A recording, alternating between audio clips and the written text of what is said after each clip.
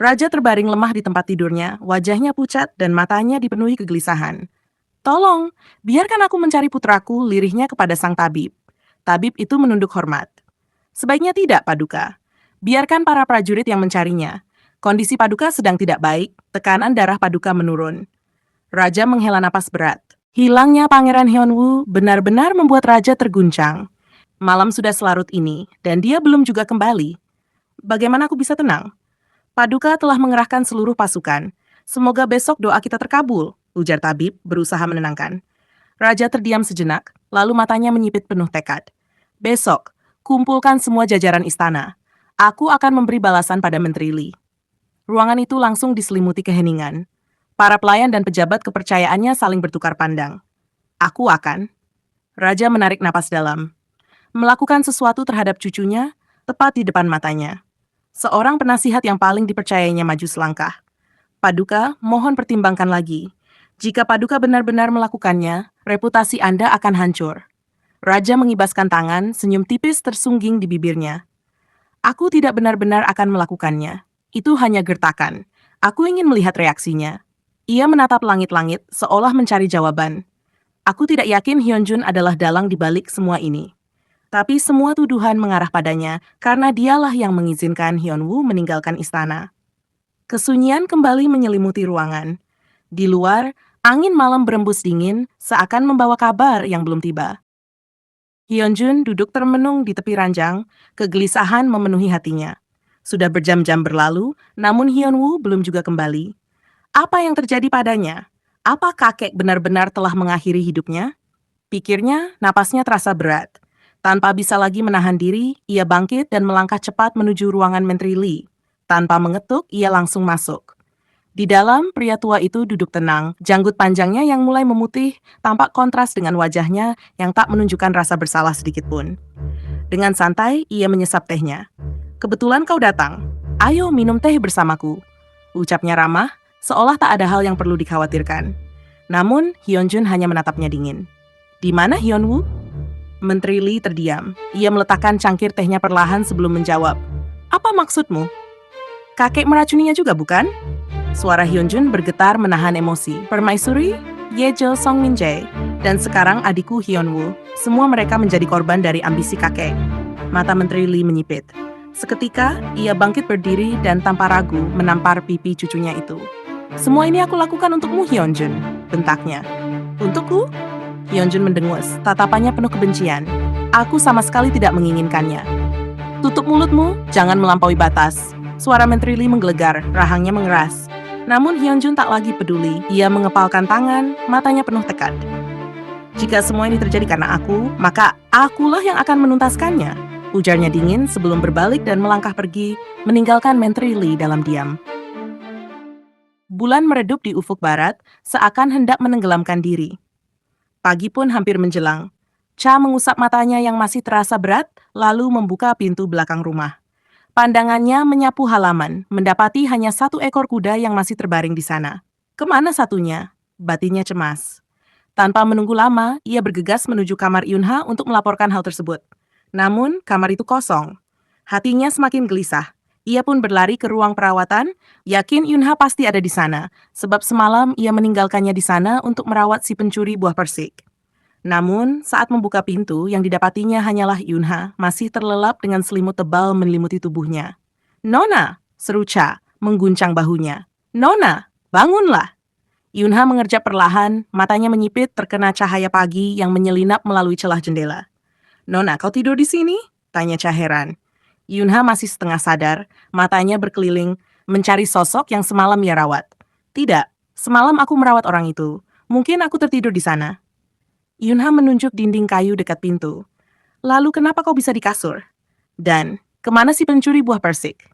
Yunha terdiam, kebingungan semakin menyelimutinya. Apa yang terjadi semalam? Kemana dia? Apa dia sudah membaik? Pikirnya, hatinya dipenuhi tanya. Ia bangkit, melangkah menuju meja. Mangkuk-mangkuk makanan di sana telah kosong. Ramuan bunga putih senja pun sudah tak bersisa. Nona, satu kuda kita hilang, dan orang itu juga tak ada, jelas Cha. Yunha tertegun. Kini ia menyadari, orang yang dirawatnya semalam telah pergi, membawa serta salah satu kuda mereka. Apa sekarang aku harus mengganti julukannya menjadi si pencuri kuda? Gumam Cha kesal. Tak apa, Cha. Setidaknya dia pergi tidak dalam keadaan lapar, sahut Ha, meski di balik kata-katanya tersirat kekhawatiran. Apakah racun itu benar-benar telah hilang? Aigu, desas Cha, menggeleng pasrah. Pagi itu, Raja Hyonjong telah duduk di singgasananya. Suasana aula utama begitu tegang, seolah-olah udara pun enggan bergerak. Di sisi kiri dan kanan, orang-orang kepercayaan raja berdiri dengan wajah serius, sementara para petinggi istana turut hadir. Di barisan menteri, Lee Dongmin berdiri dengan ekspresi sulit ditebak, sedangkan di sisi pertahanan, Baekhyun menatap lurus ke depan, tubuhnya tegak penuh kewaspadaan. Namun, pusat perhatian semua orang tertuju pada satu sosok, Hyunjun, yang berdiri tepat di hadapan raja. Dakwaan terhadapnya mulai dibacakan. Menteri Lee, yang berdiri di antara para pejabat, menatap cucunya dengan kekhawatiran yang jelas terpancar di wajahnya. Seorang pejabat tinggi istana melangkah maju, membuka gulungan perkamen, dan mulai membacakan dakwaan dengan suara lantang yang menggema di seluruh aula. Pangeran Hyunjun terbukti telah mengeluarkan surat izin bagi Pangeran Hyunwoo untuk keluar dari istana tanpa pengawalan. Akibatnya, Pangeran Hyunwoo telah hilang selama 2 hari tanpa diketahui keberadaannya. Oleh karena itu, Raja memutuskan untuk mengasingkan Pangeran Hyunjun hingga Pangeran Hyunwoo kembali. Jika terjadi sesuatu yang buruk pada Pangeran Hyunwoo, maka Pangeran Hyunjun akan bertanggung jawab dan menerima hukuman yang setimpal. Menteri Lee tampak ingin angkat bicara, namun ragu-ragu sejenak, menimbang situasi yang genting. Dengan kepala tertunduk, Hyunjun menjawab dengan suara tenang namun tegas. Yang mulia ayahanda, aku memang mengizinkan Hyunwoo keluar istana, namun bukan untuk mencelakainya. Jika pengasingan ini adalah hukuman yang patut untuk kuterima, maka aku akan menjalaninya. Menteri Lee segera melangkah maju. Wajahnya menunjukkan ketidaksetujuan yang mendalam. Jika Hyunwoo ditemukan tak bernyawa, maka tuduhan pasti akan mengarah kepada Hyunjun, pikirnya dengan cemas. Ia bersiap untuk membela cucunya, mencari kata-kata yang tepat untuk menolak dakwaan tersebut. Namun, sebelum ia sempat berbicara, suara pintu besar yang terbuka perlahan menggema di seluruh ruangan. Semua mata tertuju ke arah pintu, di mana sosok seorang pria muncul. Semua orang langsung mengenalinya. Hyunwoo telah kembali. Suasana di sekitar istana mendadak riuh. Ada yang mengucap syukur karena sang pangeran selamat, tetapi tidak sedikit pula yang bergumam dengan nada tidak senang, bertanya-tanya bagaimana mungkin ia bisa lolos dari racun itu. Dari kejauhan, Raja Hyunjong menatap sosok putranya. Seketika, kenangan masa lalu menyeruak dalam benaknya. Pakaian yang dikenakan Hyunwoo dan situasi saat ini terasa seperti mengulang kejadian bertahun-tahun lalu, saat sahabatnya Song Min-jae berjalan mendekatinya dengan wajah pucat pasi. Namun, bayangan itu lenyap seketika ketika kesadarannya kembali. Itu bukan Min-jae, melainkan putranya. Hyunwoo, serunya, berdiri dengan mata yang mulai berkaca-kaca. Hyunjun, yang sejak tadi terkejut, segera menoleh. Begitu melihat adiknya benar-benar berdiri di sana, ia tidak lagi berpikir panjang. Dengan langkah cepat, ia meraih Hyunwoo dalam pelukan erat. "Apa kau terluka?" Tanyanya dengan suara penuh kekhawatiran. Ekspresinya menunjukkan betapa ia lebih mengkhawatirkan adiknya daripada siapapun. Hyunwoo terdiam. Ia menatap kakaknya, mencoba membaca ketulusan di matanya. Tak mungkin Hyung adalah dalang dari semua ini, batinnya, meskipun hatinya masih dipenuhi pertanyaan yang belum terjawab. Baekhyun menatap penuh tanya. Kemana Pangeran Hyunwoo selama ini? Menteri Lee tertegun, matanya membelalak tak percaya. Tidak mungkin, gumamnya dalam hati. Kegelisahan segera menyergapnya. Jika kebenaran terungkap, seluruh rencananya bisa hancur berantakan. Raja melangkah mendekat, suaranya bergetar menahan kekhawatiran. "Hyunwoo, apa kau baik-baik saja?" Pangeran itu tampak pucat seperti baru saja kembali dari ambang kematian. Ceritakan pada kami semua, kemana saja kau selama 2 hari ini? Tuntut sang raja. Hyunwoo menarik napas dalam lalu menunduk hormat. Maafkan aku telah membuat kekacauan ayahanda. Tak mengapa putraku, aku senang kau telah kembali, ujar raja dengan suara penuh kelegaan. Hyunwoo menarik napas dalam-dalam, menenangkan dirinya sebelum berbicara. Matanya menyapu seluruh ruangan, mengamati satu persatu wajah yang hadir. Dia tahu dalang di balik kejadian itu pasti ada di antara mereka.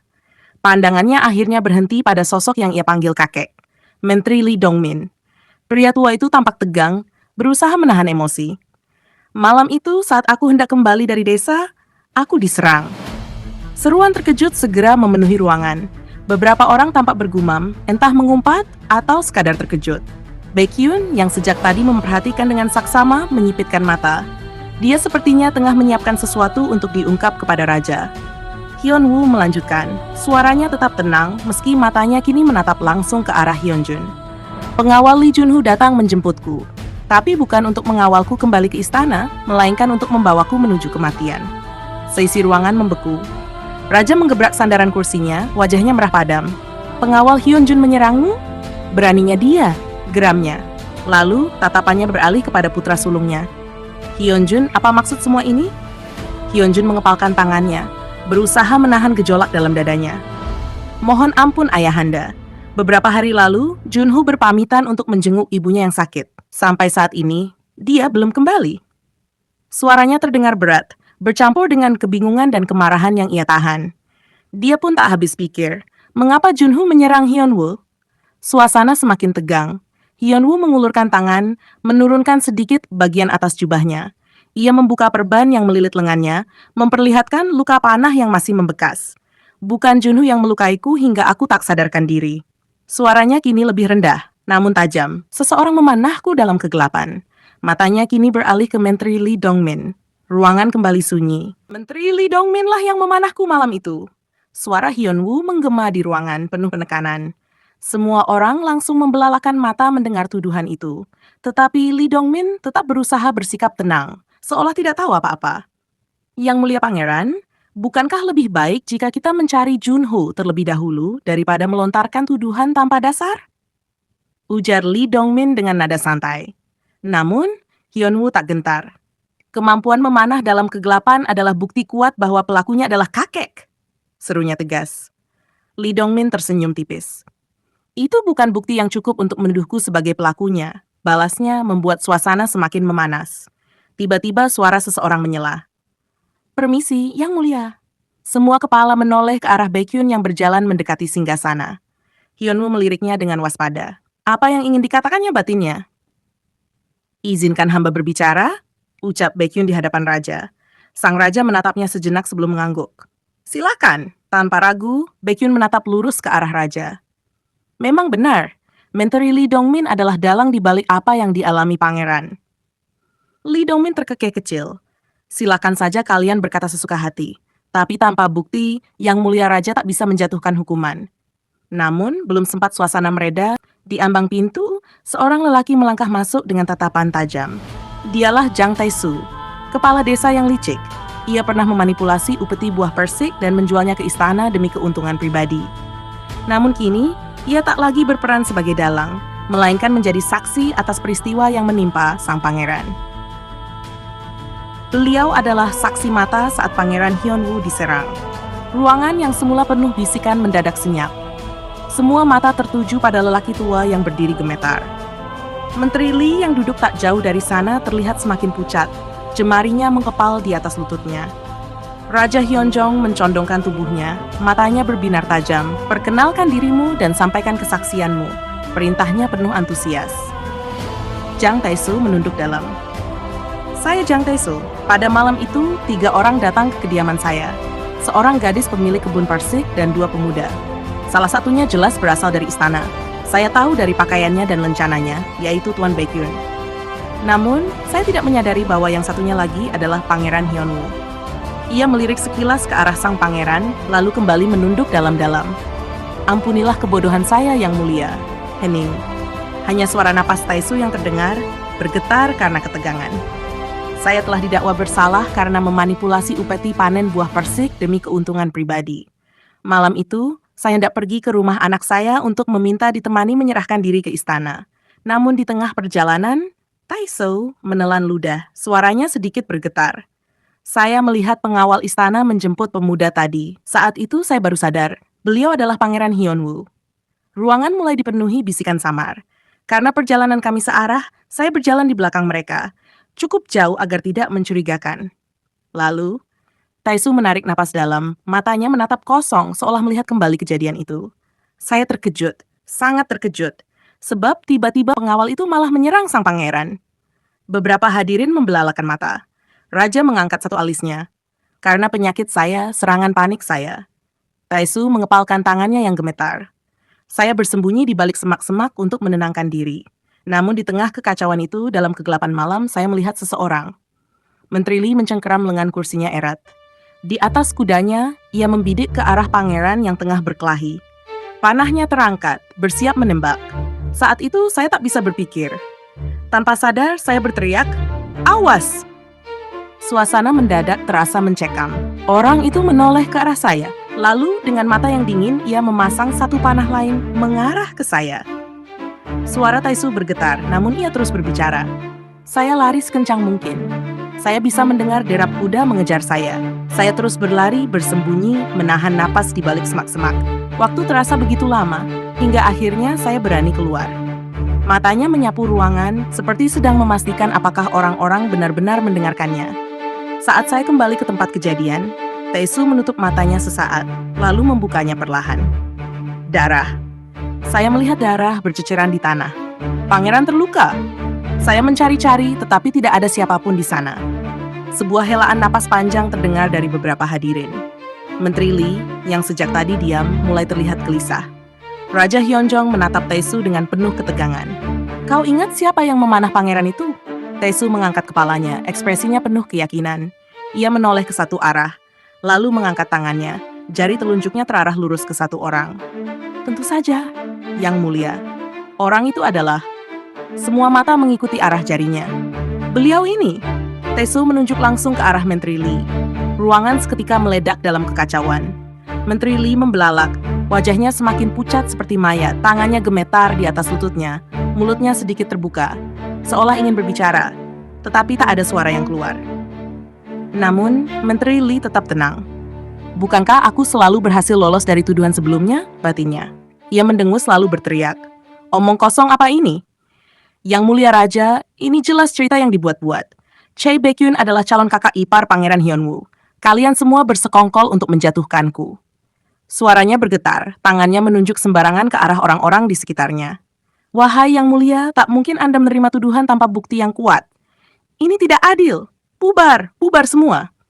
Ia meracau seakan kehilangan akal. "Aku punya bukti." Jang Taisou tiba-tiba bersuara. Ia merogoh balik jubahnya dan mengeluarkan sebuah anak panah, lalu menyerahkannya kepada Raja. Raja mengamati benda itu dengan seksama. "Ini bukan panah buatan kita," ujarnya matanya menyipit. "Itu panah yang kakek buat sendiri, ayahanda," Hyunjun menimpali tegas. Menteri Li terhenyak, amarahnya meledak. "Dasar bocah tidak tahu diuntung. Sekarang kau membela mereka untuk menjatuhkan kakekmu? Cucu macam apa kau?" Ia menunjuk Hyunjun dengan gemetar, suaranya penuh kepanikan. Hyunjun menatapnya pilu. "Sudah cukup, kakek. Terimalah hukumanmu." Suaranya bergetar, matanya berkaca-kaca. Ia masih sulit percaya bahwa ini adalah akhir dari segalanya, akhir dari kejahatan yang selama ini ditutupi oleh sosok yang seharusnya menjadi panutannya. "Kurung Menteri Li." Suara Raja Hyunjong menggema di ruang utama istana, tajam dan tak terbantahkan. Para pengawal segera maju, mencengkeram lengan Menteri Li dengan erat. Lelaki tua itu meronta, matanya membelalak tak percaya. "Tidak, ini fitnah. Baginda, Anda telah tertipu," teriaknya. Suaranya bergetar antara amarah dan ketakutan. Namun, tidak ada yang peduli. Tangan kekar para pengawal menyeretnya keluar, langkahnya terseret di lantai marmer dingin. Hyunjun berdiri diam, hanya menatap punggung kakeknya yang kian menjauh. Tatapan yang seharusnya penuh kebencian, kini justru dipenuhi luka yang tak terkatakan. Di sisi lain, tubuh Hyunwoo tiba-tiba ambruk. Lututnya menghantam lantai dengan bunyi yang tajam. Nafasnya memburu, tangannya gemetar. Dia menyadari satu hal yang lebih menyakitkan dari semua pengkhianatan. Nyawanya sama sekali tak berharga di mata orang yang seharusnya melindunginya. Yang mulia pangeran, tabib Jong Won Bei segera bergegas mendekatinya, diikuti beberapa dayang. Mereka membopong tubuh Hyunwoo yang lemas, membawanya ke ruang perawatan sebelum semuanya terlambat. Langit mendung menaungi istana saat Jang Tae-soo dan anak lelakinya tiba di gerbang kerajaan. Wajahnya pucat, namun ia tak melangkah. Para penjaga menahan mereka dengan tatapan curiga, tetapi Tae-soo langsung berkata, "Aku datang atas perintah Baekhyun." Tanpa banyak tanya, mereka membawanya langsung ke ruangan Baekhyun. Begitu hanya tinggal mereka berdua, Tae-soo menelan ludah. Dengan suara serak, ia menceritakan apa yang ia lihat. Tentang Pangeran Hyunwoo, tentang kejadian yang membuatnya kini menghadap Baekhyun dalam ketakutan. Baekhyun membeku. Napasnya tercekat, pikirannya berpacu. Tanpa membuang waktu, ia menarik Tae-soo keluar. Mereka harus menemukan Pangeran Hyunwoo sebelum semuanya terlambat. Namun pencarian mereka berakhir sia-sia. Tak ada jejak Hyunwoo di tempat yang diceritakan Tae-soo. Baekhyun bahkan sudah pergi ke rumah Yunha sehari sebelumnya. Tetapi sang pangeran tidak ada di sana.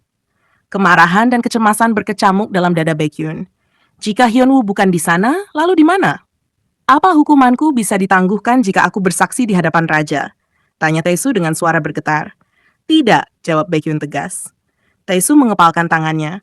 Tolonglah tuan, aku punya istri dan anak bungsuku masih kecil. Baekhyun terdiam sesaat, lalu menghela napas panjang. Kau tetap akan dihukum, tetapi aku akan memastikan anak dan istrimu tetap hidup layak. Tae-soo akhirnya mengangguk, menerima nasibnya. Baekhyun tidak bisa berlama-lama. Ia harus kembali ke istana dan menyusun rencana untuk mengungkap kejahatan Menteri Lee. Namun satu pertanyaan terus mengusik pikirannya. Di mana Pangeran Hyunwoo? Perlahan, kelopak mata Hyunwoo bergetar sebelum akhirnya terbuka sepenuhnya. Cahaya remang dari lampu minyak membuat pandangannya sedikit buram. Ia merasakan tubuhnya berat, kepalanya masih berdenyut, dan ketika mencoba menggerakkan bahunya, rasa nyeri menyergap. Seketika, ingatan tentang luka yang dideritanya kembali. Namun, lebih dari itu, kesadarannya memberitahu bahwa ini bukan kediamannya. Dengan sedikit usaha, ia mendorong tubuhnya untuk duduk, matanya mengamati ruangan kecil itu. Lalu, ia menemukannya, Yunha. Di sudut dekat pintu, gadis itu tertidur dalam posisi duduk, punggungnya bersandar pada dinding kayu. Napasnya teratur, wajahnya tenang, meski cahaya lampu minyak tak cukup terang untuk menampakkan semua detailnya. Hyunwoo menatapnya lama, dadanya terasa hangat oleh perasaan yang sulit ia jelaskan. Perlahan, dengan tubuh yang masih lemah, ia menyeret dirinya mendekat. Setiap gerakan terasa menyiksa, tapi ia tidak peduli. Saat akhirnya berada di hadapan Yunha, ia berhenti menatap wajah gadis itu lebih dekat. Butuh waktu lama baginya untuk menyadari sesuatu. Yunha pasti telah merawatnya selama ini. Jemarinya terangkat, hampir menyentuh rambut Yunha yang terjatuh ke pipinya. Hyunwoo menatap wajah Yunha lama. Dalam diam, ia mengamati setiap detailnya. Alis yang sedikit berkerut seolah menyimpan beban, bahkan dalam tidurnya, napasnya yang teratur, serta helaian rambut yang jatuh di pipinya. Dia sebenarnya gadis yang pintar, tegas, namun lembut. Tapi saat tidur, dia terlihat begitu polos, seperti bayi batinnya. Jemarinya hampir saja terangkat untuk menyibak rambut yang menghalangi wajah Yunha, namun gerakannya tertahan. Ia baru menyadari sesuatu. Tangan gadis itu penuh dengan goresan dan memar, tanda bahwa ia telah bekerja keras merawatnya. Aku pasti sudah sangat merepotkannya, pikirnya dengan sesal. Dengan niat membangunkannya, Hyunwoo berbisik pelan, "Eunha." Namun gadis itu tak bergeming. Ia mencoba lagi. "Eunha, aku sudah membaik." Tetap tak ada respons. Eunha tertidur terlalu lelap, mungkin kelelahan setelah berhari-hari merawatnya. Hyunwoo menghela napas pelan, merasa tak tega membiarkannya tidur dalam posisi seperti itu. Maka, dengan hati-hati, ia berinisiatif untuk memindahkannya ke kasur. Dengan tubuh yang masih lemah, ia mengangkatnya perlahan. Namun, tepat saat ia akan membaringkannya, keseimbangannya hilang. "Brooke!" Ia limbung dan terjatuh bersama Yunha. Gadis itu masih terpejam, tidak menyadari bahwa kini lengannya tergeletak di dada Hyunwoo. Hyunwoo menahan napas. Detak jantungnya terasa lebih cepat dari biasanya. Dalam diam, ia menatap wajah Yunha yang begitu dekat. Napasnya yang hangat terasa di kulitnya. Pelan-pelan, dengan gerakan canggung, ia memindahkan lengan Yunha dari dadanya dan mencoba menggeser tubuhnya agar lebih nyaman. Meski berhasil, posisinya tetap terasa aneh. Hyunwoo mendesah pelan, lalu menatap langit-langit. Kenapa malah jadi begini? Gumamnya lirih, merasa kalah dengan keadaan. Hyunwoo menghela napas panjang, menenangkan debaran di dadanya. Ia melirik Yunha yang masih terlelap di sampingnya, sebelum akhirnya mencoba bangkit dengan hati-hati. Rasa nyeri masih terasa di bahunya, tapi tubuhnya sudah jauh lebih baik dibanding sebelumnya. Sepertinya tenagaku sudah terkuras habis, batinnya sambil melangkah menuju meja kecil di sudut ruangan. Di atasnya ada beberapa hidangan sederhana yang sudah dingin. Meski begitu, aromanya masih menggoda selera. Dengan perlahan, ia mengambil sumpit dan mulai makan, sesekali melirik ke arah Yunha. "Yunha, bangunlah, temani aku makan," panggilnya pelan. Namun, gadis itu tetap tak bergerak, napasnya masih teratur. Hyunwoo menggeleng kecil, senyum tipis terukir di bibirnya. "Aku berjanji menemuimu untuk menikmati bulan purnama, bukan tidur bersama seperti ini," gumamnya malu-malu, lebih kepada dirinya sendiri. "Bahkan semua pakaianku sudah diganti? Ais, harga diriku telah ternodai," gerutunya pelan. Setelah selesai makan, pikirannya kembali ke kejadian yang membuatnya terluka. Raut wajahnya mengeras. "Kenapa pengawal Hyung menyerangku? Apakah ini perintahnya?" Seketika hatinya terasa berat. Apa Hyung benar-benar menginginkan Takta sampai harus melukaiku? Aku berharap bukan dia yang memanahku. Tangannya mengepal di atas meja. Ia tahu bahwa politik istana penuh intrik, tapi ia selalu berharap kakaknya Hyunjun tak akan sejauh itu. Tatapannya mengarah pada celah jendela. Di luar sana, malam semakin larut, bulan purnama bersinar terang di langit. Istana pasti sudah gempar karena kepergianku. Aku harus segera pulang. Dengan tekad yang mulai bulat, Hyunwoo bangkit dari tempat duduknya. Ia menoleh ke arah Yunha sekali lagi. Besok, sebelum fajar, ia harus pergi.